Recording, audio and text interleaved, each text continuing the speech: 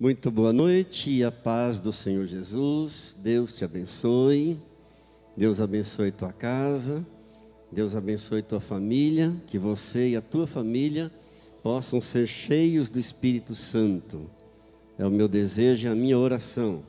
Te convido a abrir a sua Bíblia, por favor, na carta de Hebreus, no capítulo 11, o capítulo da fé.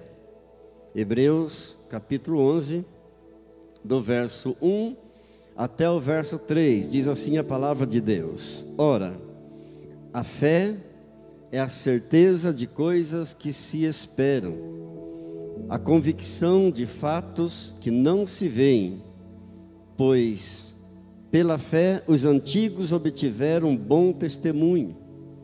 Pela fé entendemos que foi o universo formado pela palavra de Deus, de maneira que o visível veio a existir das coisas que não aparecem. Oremos ao Senhor. Querido Deus, aqui estamos mais uma vez, de uma forma voluntária, com gratidão no nosso coração, sem constrangimento, crendo que o Senhor está recebendo neste momento o nosso louvor, ouvindo a nossa oração, os nossos clamores.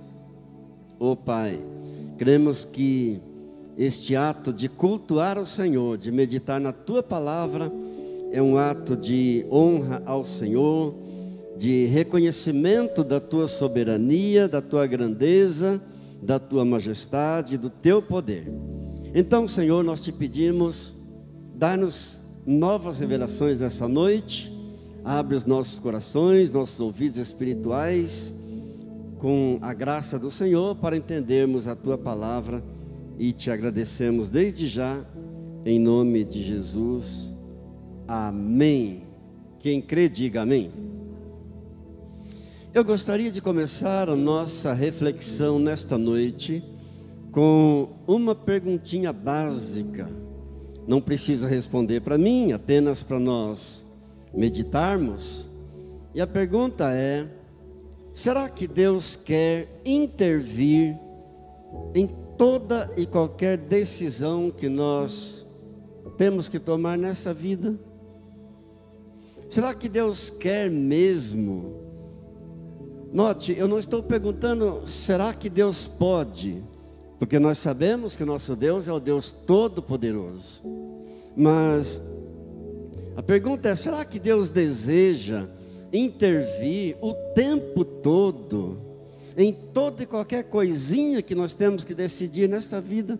Por exemplo, Senhor, eu devo pintar a minha casa de azul marinho ou de azul celeste?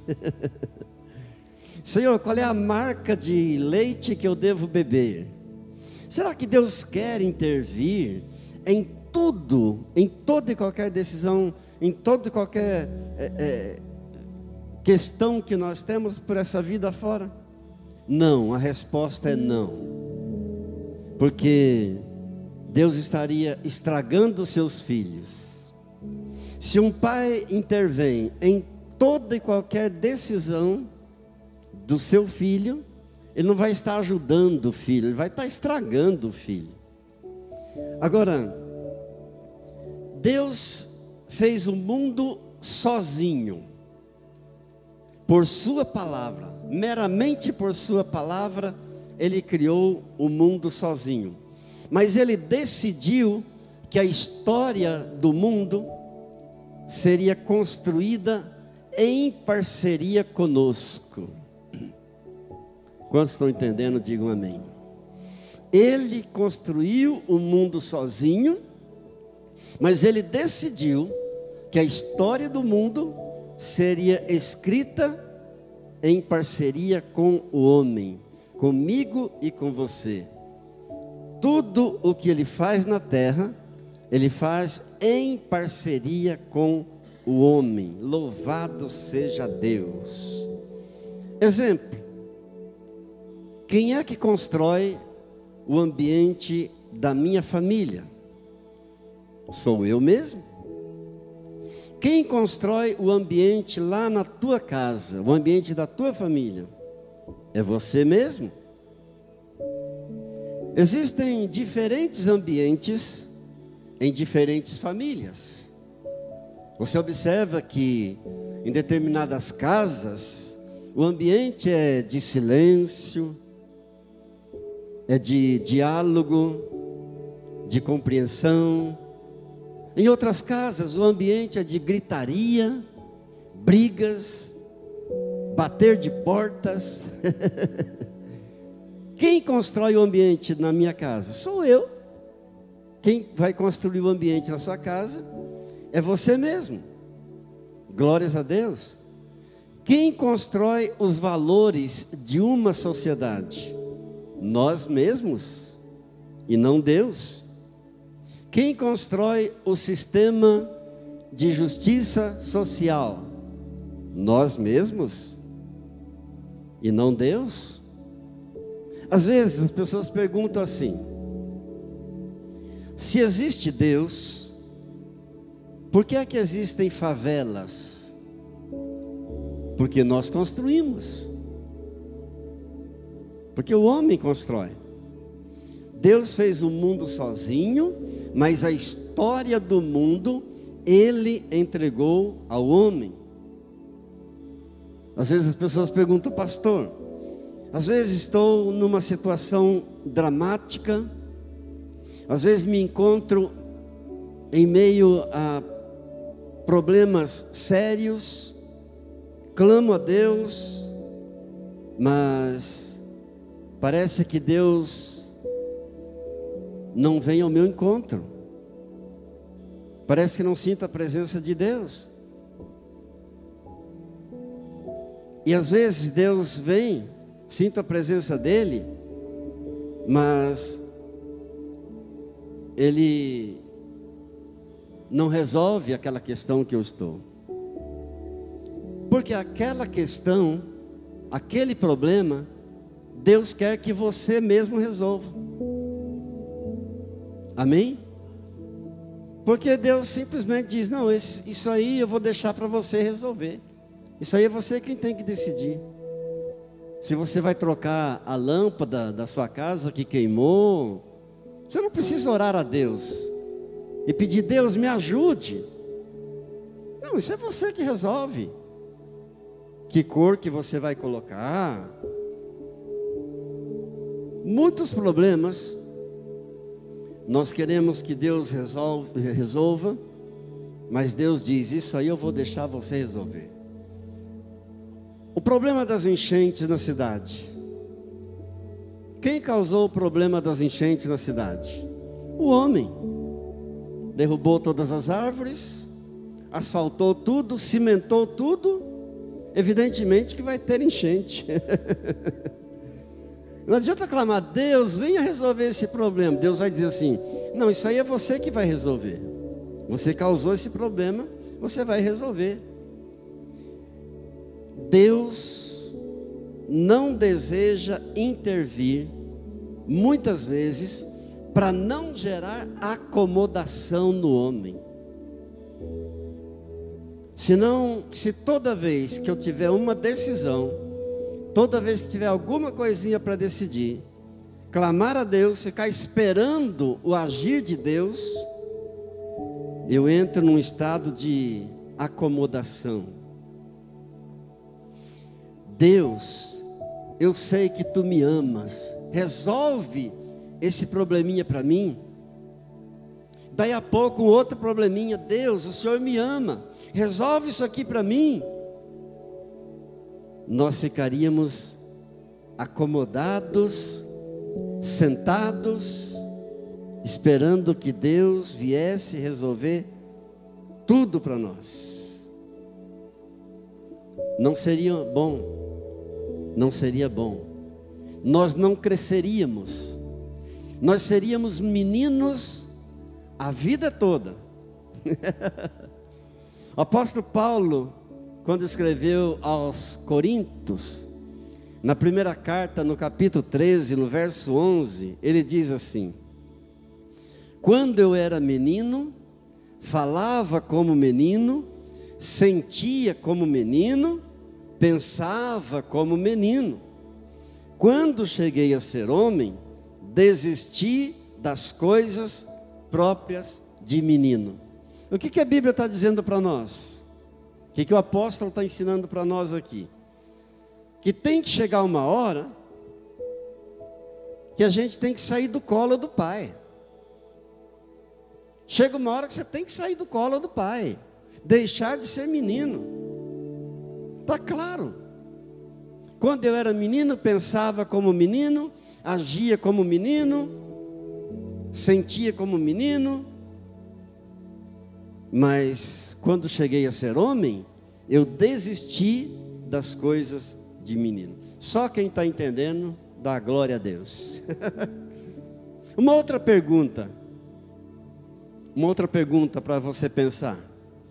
Como é que você se comporta quando as coisas na sua vida não estão dando certo?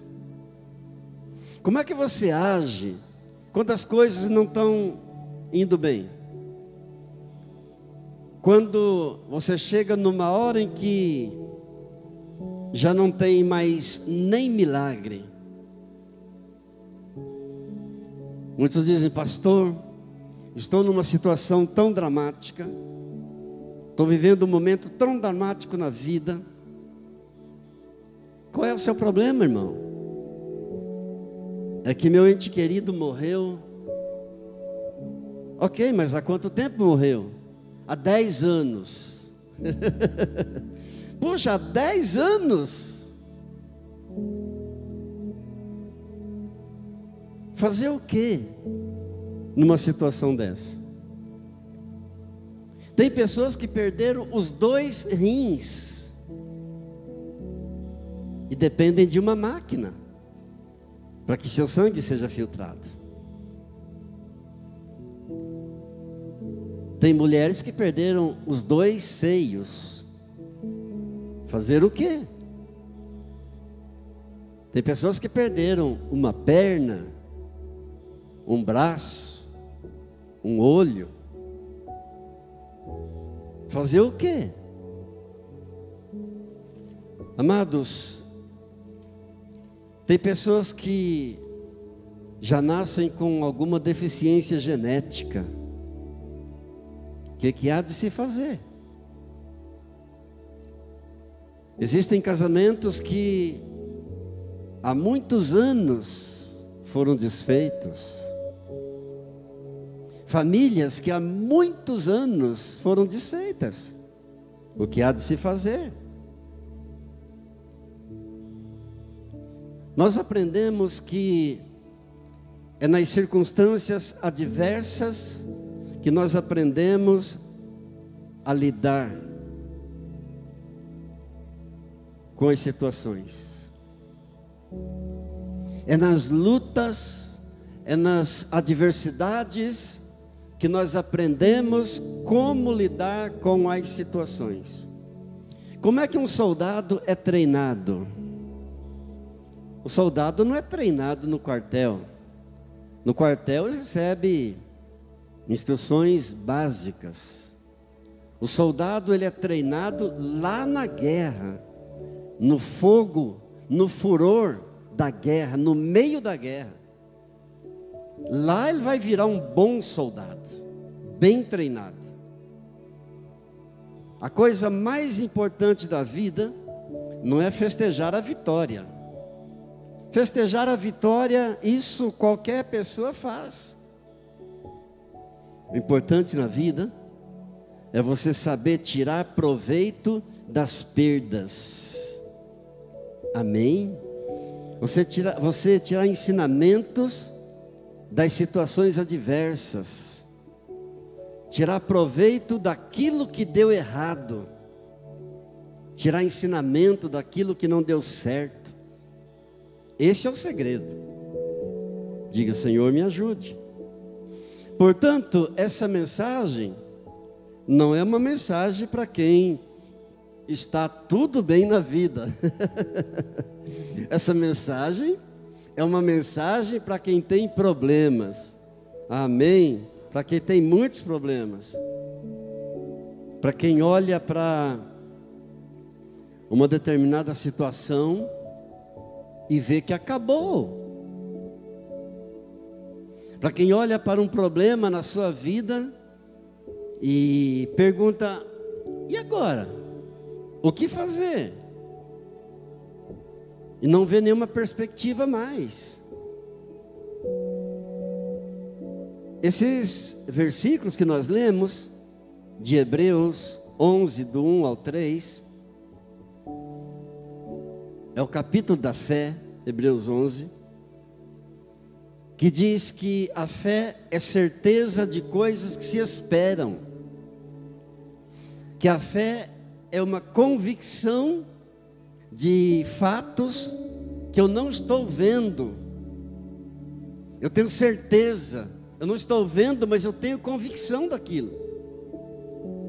Pois pela fé os antigos obtiveram bom testemunho. Pela fé nós entendemos que foi o universo formado pela palavra de Deus, meramente pela palavra de Deus, de maneira que o visível veio a existir das coisas que não aparecem. Tudo aquilo que nós estamos vendo veio a existir daquilo que nós não vemos. Tudo pela fé. O que seria de uma pessoa sem fé? O que seria de um ser humano sem a fé? Essa palavra nos dá uma visão diferente sobre o que muita gente pensa a respeito da fé. Muitos veem uma pessoa indo para a igreja, assíduo, frequentador de uma igreja, e dizem: aquela pessoa é cheia de fé. Muitos veem uma pessoa andando com a Bíblia debaixo do braço e dizem: essa é uma pessoa cheia de fé. Esse texto de Hebreus 11 nos dá uma visão diferente do que muita gente pensa a respeito da fé. A fé é a certeza de coisas que nós ainda esperamos. A fé é a prova de coisas que nós não vemos. Pela fé, os antigos conseguiram mais do que mudar circunstâncias. Eles conseguiram dar um bom testemunho. Glória a Deus. Por exemplo, alguém que perdeu a sua infância por causa de algum erro dos pais. Alguém que perdeu a sua inocência por causa de coisas mal feitas. Alguém que perdeu a sua juventude por causa de decisões erradas na vida. Por causa de erros, por causa de desastres. Alguém que carrega uma deficiência genética. Alguém que perdeu a sua empresa. Alguém que perdeu muito dinheiro. Alguém que perdeu bens. O que fazer? Alguém que perdeu um ente querido, tão amado, que partiu, morreu.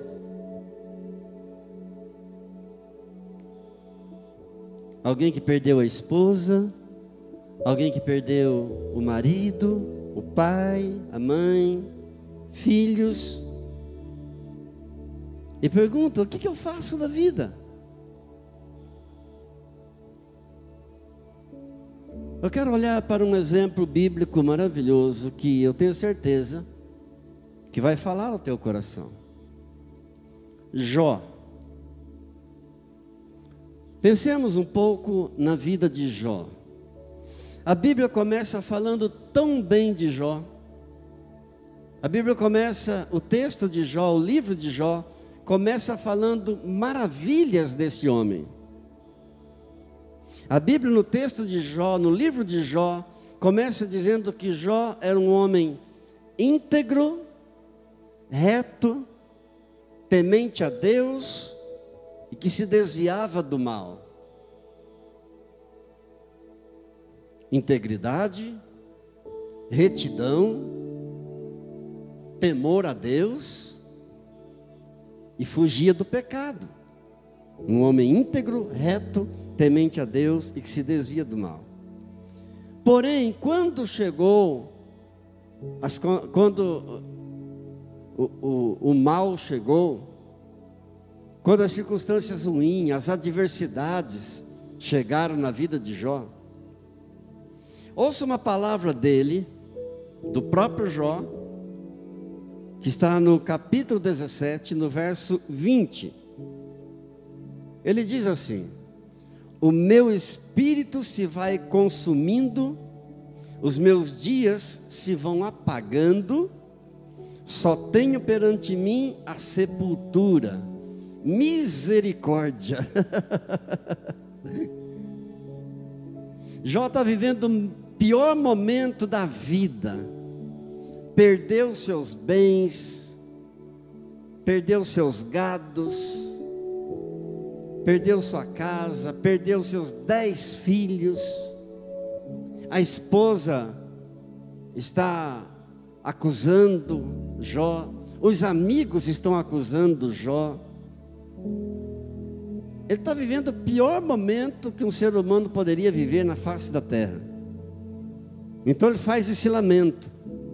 Ele diz assim, é Jó 17, 20, ele diz assim: o meu espírito está sendo consumido, os meus dias estão se apagando, eu só tenho diante de mim a sepultura.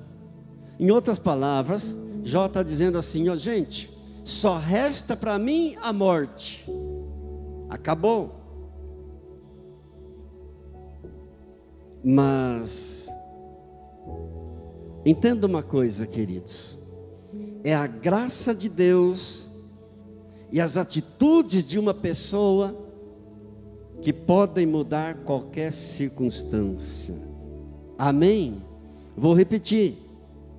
É a graça de Deus e a atitude de uma pessoa que podem mudar qualquer situação desta vida. Aquilo que é impossível ao homem é possível para Deus. Glória a Deus. Então são essas duas coisas que fazem toda a diferença. São essas duas coisas que vão produzir toda a mudança de qualquer situação: a graça de Deus e a atitude do homem. Diga: graça de Deus e atitude do homem. Glória a Deus. Fé não é mudar circunstâncias. Amém? Ter fé não é mudar circunstâncias, é mudar as atitudes.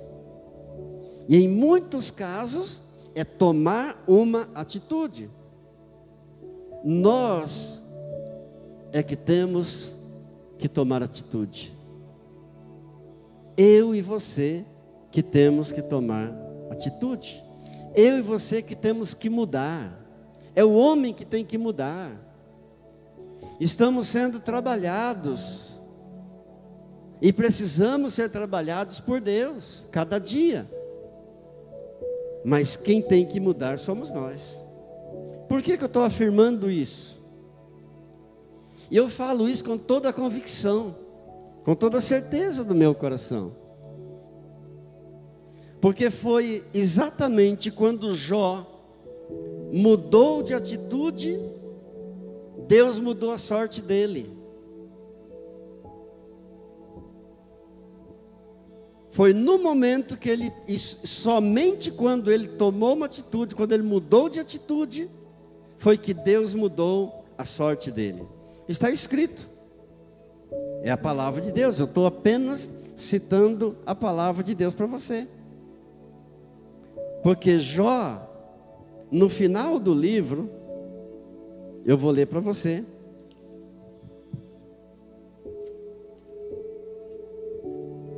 No capítulo 42, finalzinho do livro de Jó, capítulo 42, verso 10, diz assim a palavra de Deus: mudou o Senhor a sorte de Jó, quando este orava pelos seus amigos, e o Senhor deu-lhe o dobro de tudo o que antes Jó possuía. Preste atenção. O Senhor mudou a sorte de Jó quando ele estava orando não por si, quando ele estava orando por seus amigos. Jó mudou de atitude nesse momento. Quando ele mudou de atitude, Deus mudou a sorte dele. Mudou o Senhor a sorte de Jó quando este orava pelos seus amigos, e o Senhor deu para ele o dobro de tudo quanto ele possuía antes. Olha que diferença, nem parece a mesma pessoa. Lá em Jó, capítulo 17, verso 20, quando ele está vivendo o pior momento da vida dele, ele está dizendo assim: os meus dias estão sumindo, meu espírito está se consumindo, só me resta uma coisa, só vejo a sepultura diante de mim, só resta a morte para mim. Mas quando ele mudou de atitude, quando ele está orando por seus amigos, Deus mudou a sorte dele. Deus mudou toda a situação dele. Veio a cura para a sua doença, veio a restituição de tudo em dobro, de tudo que ele tinha perdido, Deus devolveu em dobro para ele. E se ele tivesse permanecido sentado? E se ele tivesse permanecido murmurando, reclamando: meu espírito está consumindo, os meus dias estão se acabando, só vejo a sepultura.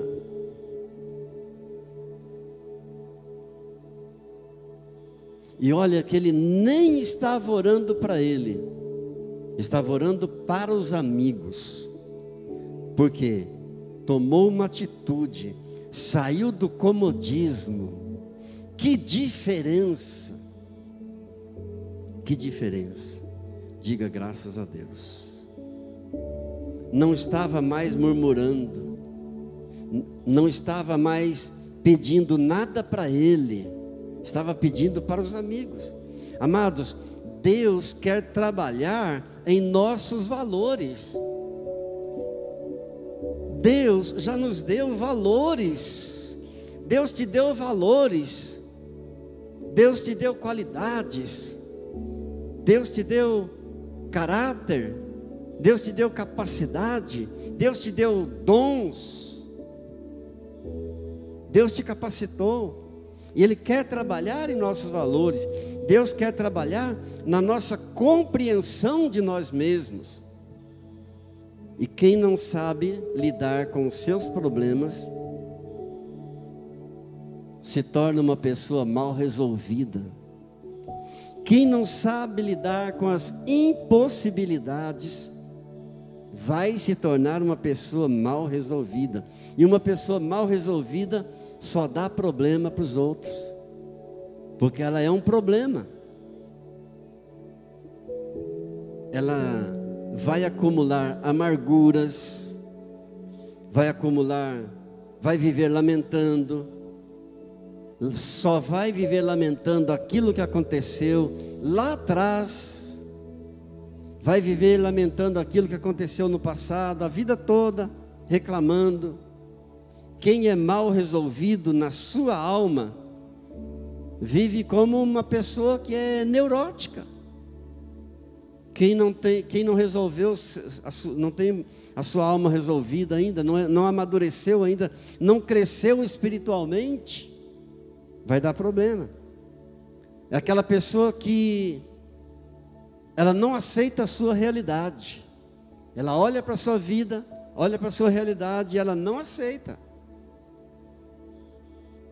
Ela tenta viver na sua fantasia que ela criou para si mesma. Ela tenta viver nos palácios de areia, de fantasia, num mundo de fantasia, castelos imaginários, e não aceita a realidade da sua vida. Por quê? Porque não quer entrar em contato com a sua realidade. Não aceita. Não quer encarar a sua realidade.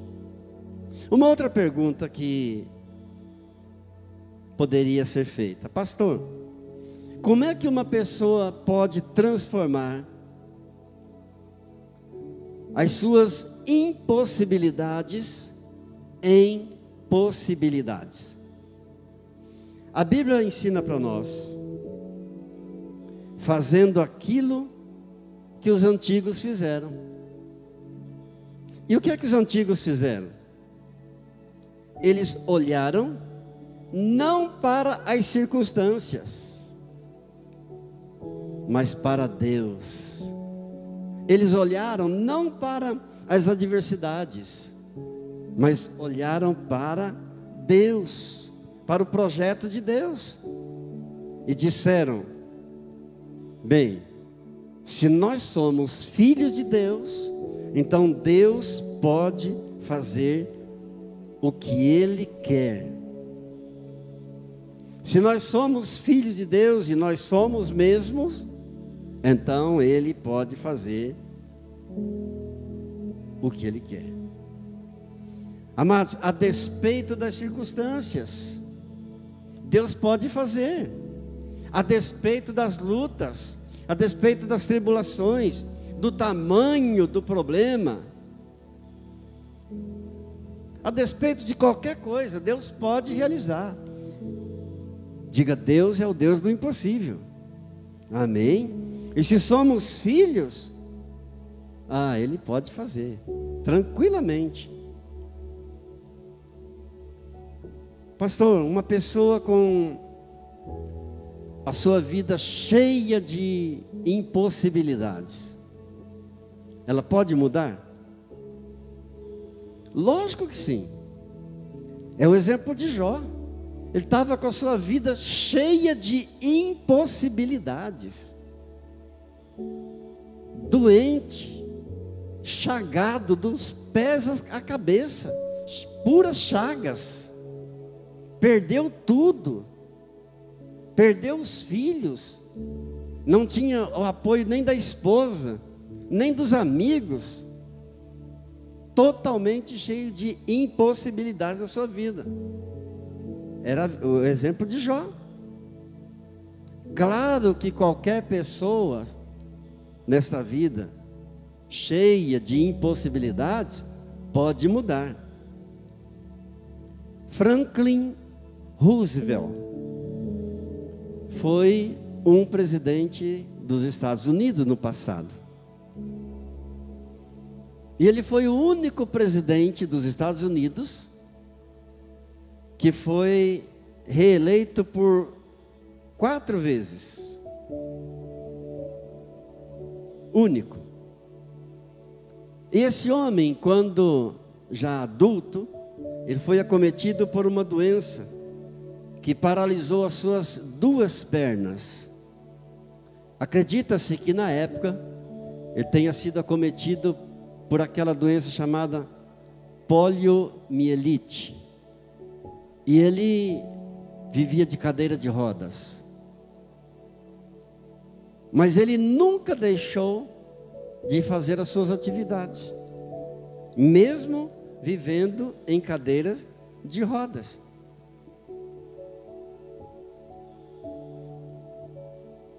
Será que um homem cego dos 2 olhos pode transformar sua cegueira em algo bom, em algo produtivo? Sim. Jorge Luiz Borges. Esse homem foi um grande poeta argentino, ganhou o prêmio Nobel de Literatura, e ficou cego dos 2 olhos. Ele sabia que ele ficaria cego, porque seu pai ficou cego, o seu avô ficou cego, seu bisavô tinha ficado cego. Mas, mesmo assim, ele continuou, ganhou o Prêmio Nobel de Literatura. Será que um homem aleijado das 2 mãos pode produzir alguma coisa? Claro que sim. Aleijadinho, famoso escultor brasileiro, mineiro, que teve lepra nas 2 mãos, mas nunca deixou de esculpir, mesmo com as 2 mãos leprosas. Então, queridos, é possível uma pessoa mudar a sua realidade? Claro que sim. Beethoven, surdo dos 2 ouvidos, compôs a 5ª Sinfonia de Beethoven, famosíssima. E nós vemos pessoas na Bíblia que parecia que não dava nada.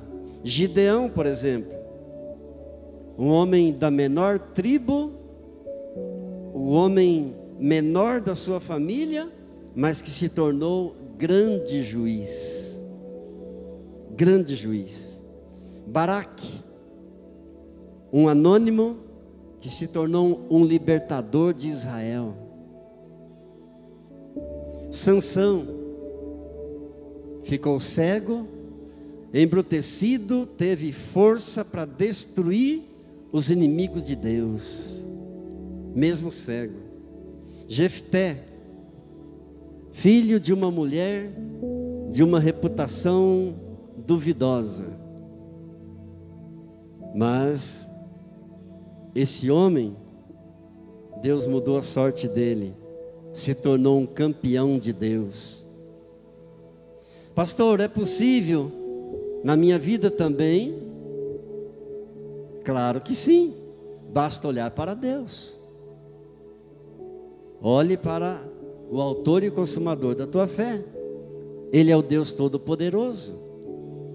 Ele criou o mundo apenas com sua palavra. Ele criou todas as coisas. Então não há nada impossível para Ele. Há uma frase muito comum, muito citada por nós, e ela é muito verdadeira. Essa frase diz assim: não diga para Deus o tamanho do seu problema,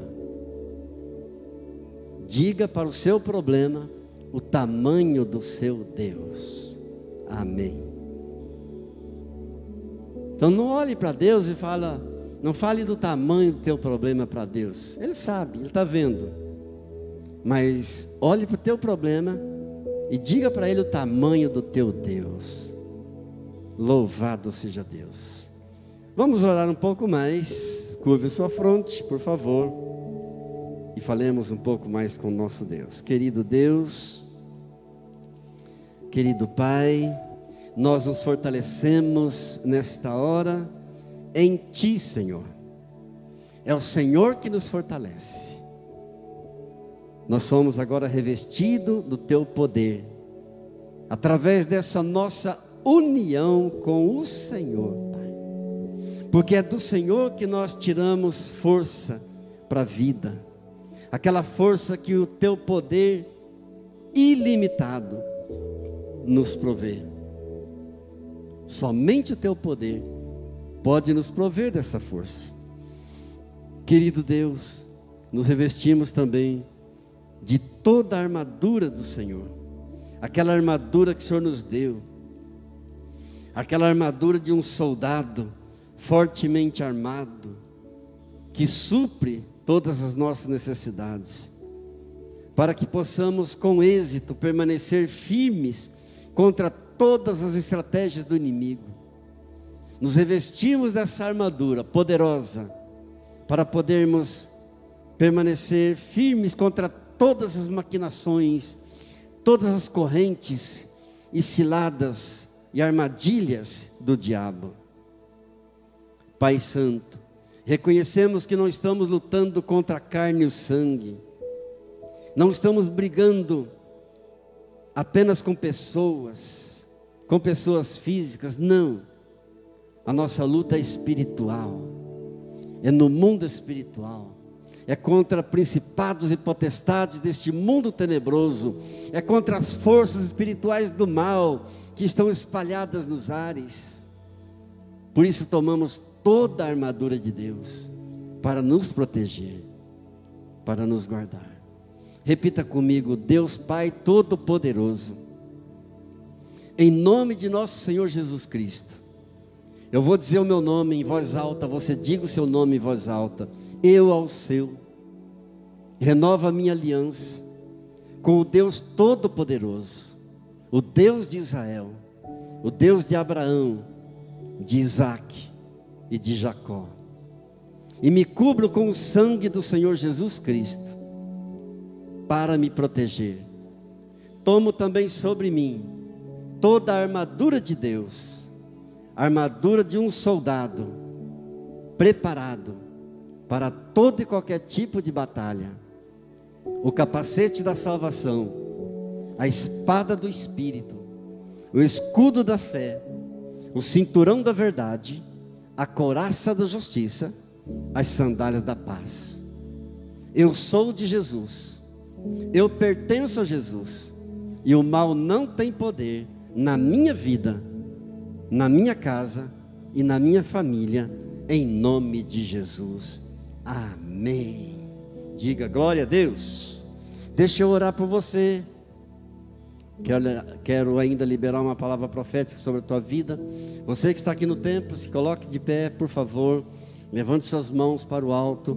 Eu quero abençoar você que está distante, que está orando através desse vídeo. Eu quero liberar uma palavra profética também sobre a tua vida, sobre a tua casa e a tua família, em nome de Jesus. Amém. Querido Deus e Pai, vem com tua graça e com teu poder sobre essa pessoa que está enferma, sobre essa pessoa que está desanimada, pensando em desistir, em parar, em abandonar a fé. Deus tem misericórdia e renova as forças físicas, mentais e espirituais, em nome de Jesus. Eu abençoo com paz, com saúde, com alegria, a alegria do Espírito Santo. Muito obrigado, Deus. Abençoa cada dízimo e cada oferta, e retribua, Deus, abundantemente, porque o Senhor é um Deus abençoador, e nós daremos a Ti sempre a honra, a glória, o poder e o louvor, em nome de Jesus. Amém. O Senhor te abençoe e te guarde, em nome de Jesus. Diga amém. Saudemo-nos com a paz do Senhor Jesus.